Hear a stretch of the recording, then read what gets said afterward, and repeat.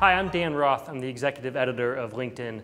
Today we have with us Dave Kerpen, who is the co-founder and chairman of Likeable Media. Dave is one of LinkedIn's influencers, and his post, the 11 Simple Concepts to Become a Better Leader, is our top leadership post of 2013. The idea for your company is likability. And why do you think it's important to be likable? So we started with the concept of likability, but we realized the much bigger meaning of being likable, which is building a business, building a brand that customers like. Does that work also for leadership? Is it important as a leader to be likable? It's growingly important. Because of social media, because of how fast information travels now, if you're a jerk, it's not going to work. And the leaders that can be authentic and transparent and really listen well, those are the leaders that will rise to the top and be respected. Well, that goes to your number one point, the idea of listening. And these two go together, listening and storytelling. So listening is the number one most important thing for leaders to get down.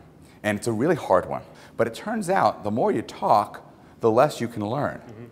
And the more you can actually stop talking and just listen, you can actually learn from everyone around you. Passion, storytelling. I know that's kind of the secret to the way you built your business. Yeah. Do you think that you can't be a leader today without having those abilities to be able to tell the great stories, to be able to connect one-on-one with folks?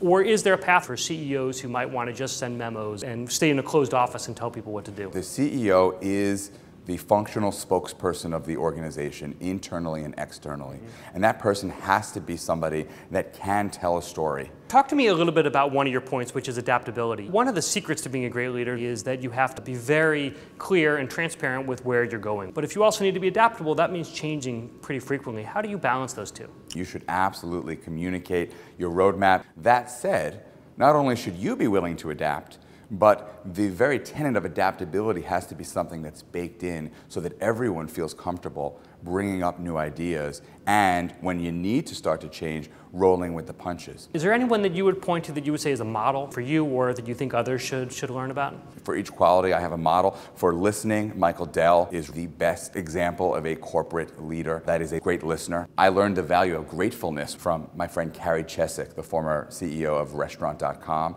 who writes 5 thank you notes every single morning. And the power of the handwritten thank you card is actually twofold.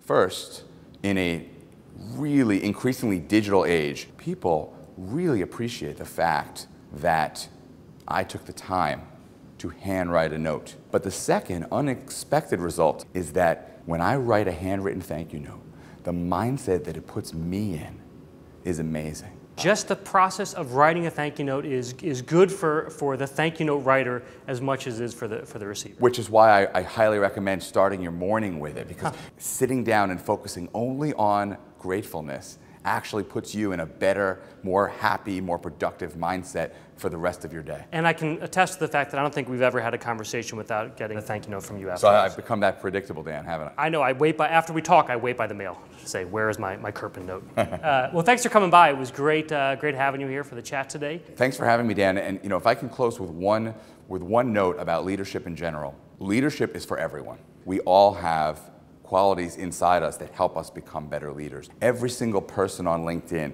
really, truly can become a better leader.